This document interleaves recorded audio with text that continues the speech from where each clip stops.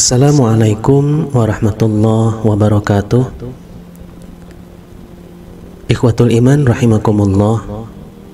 Lidah dan mulut adalah satu paket yang dapat menjadikan pemiliknya masuk surga atau masuk neraka. Apabila lidah basah karena sering digunakan dalam mengingat Allah di dalam zikirnya, maka masuk surgalah ia. Apabila sebaliknya, sering mengucapkan kata-kata yang buruk dan kotor, maka nerakalah tempatnya. Mengutip dari riwayat Abu Nuaim, orang yang paling banyak membawa dosa pada hari kiamat adalah dia yang banyak bicara yang tak berguna. Tidak ada anggota tubuh yang mengalami penderitaan yang paling berat selain lidah dan mulut. Mereka bertanya, "Duhai Tuhan, mengapa engkau menyiksaku melebihi siksaanmu terhadap anggota tubuh yang lain?" Tuhan menjawab, "Darimu keluar dan menyebar ke seluruh penjuru bumi kata-kata yang mengakibatkan pembunuhan antar manusia, perampokan, penjarahan, dan kekerasan seksual. Demi kemuliaanku, aku akan menghukummu jauh lebih berat daripada menghukum bagian tubuh selainmu." Sedikitnya ada 3 ciri yang keluar dari mulut pendosa. Di antaranya adalah yang pertama, banyak bicara yang tidak ada manfaatnya. Dari Abdullah bin Umar, Rasulullah SAW bersabda, "Barang siapa yang banyak bicaranya, niscaya akan banyak salahnya. Dan barang siapa yang banyak salahnya, maka akan banyak dosanya. Dan barang siapa yang banyak dosanya, maka lebih pantas masuk neraka." Hadis riwayat Tabrani. Selanjutnya yang kedua, mulut seorang pendosa sering keluar kalimat sumpah serapah. Mungkin kita sering menyaksikan saudara kita sendiri berkata sumpah serapah ke saudara muslim yang lain.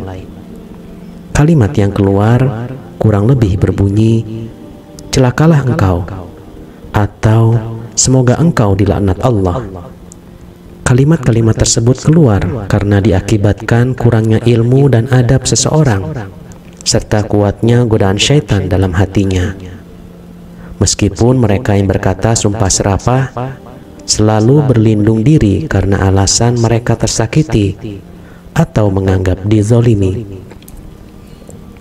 Nabi SAW bersabda, "Seorang mukmin bukanlah orang yang banyak mencela, bukan orang yang banyak melaknat, bukan pula orang yang keji atau buruk akhlaknya, dan bukan orang yang jorok omongannya." Hadis riwayat Tirmidzi. Bahkan terhadap non-muslim pun, kita sebagai muslim dilarang untuk mencela dan menyumpahinya dengan kata-kata yang buruk. Menukil dari tafsir Al-Quran surat Ali Imran ayat 124, tak kala Rasulullah mendoakan agar para pemimpin orang-orang musyrik binasa setelah apa yang mereka lakukan dalam perang Uhud, Allah berfirman kepadanya, "Hai Muhammad, engkau tidak berhak mengatur urusan mereka, karena itu adalah urusan Allah. Maka bersabarlah sampai Allah memberikan keputusan di antara kalian, atau Allah membimbing mereka untuk bertaubat dan memeluk agama Islam, atau Allah akan mempertahankan mereka untuk selalu kafir dan Allah menimpakan azab kepada mereka, karena mereka adalah orang-orang yang zalim yang pantas mendapatkan azab." Kemudian yang terakhir, 3 ciri yang keluar dari mulut pendosa adalah senda gurau dengan memperolok orang lain. Memang memprihatinkan apabila kita melihat fenomena dewasa ini. Mengolok-olok dengan maksud senda gurau sudah dianggap biasa. Terlihat ringan, padahal itu sangatlah berat timbangannya di sisi Allah Subhanahu wa Ta'ala. Allah Ta'ala berfirman, "Wala tanabazu bil alqab," dan janganlah kamu saling memanggil dengan gelar yang buruk. Quran Surat Al-Hujurat ayat 11. Lebih-lebih ini berlaku keras bagi orang yang pertama memiliki ide julukan untuk mengolok-olok, meskipun hanya bermaksud senda gurau. Dan kemudian ada yang mempopulerkannya, kemudian diikuti oleh banyak orang. Hati-hati, karena bisa jadi orang tersebut menanggung dosa jariah, sebagaimana disebutkan dalam hadis Nabi Shallallahu Alaihi Wasallam, yang artinya, dan barang siapa yang membuat atau mempelopori perbuatan yang buruk dalam Islam, maka baginya dosa dan ditambah dengan dosa orang-orang yang mengamalkan setelahnya, tanpa mengurangi dosa-dosa mereka sedikit pun. Hadis riwayat Muslim.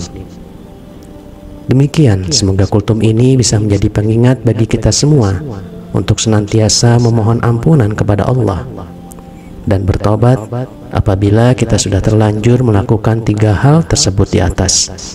Semoga Allah membukakan pintu ampunannya kepada kita semua. Amin ya rabbal alamin. Demikian, apabila ada salah kata kami mohon maaf. Wallahu a'lam bishawab. Akhirul kalam. Assalamualaikum warahmatullahi wabarakatuh.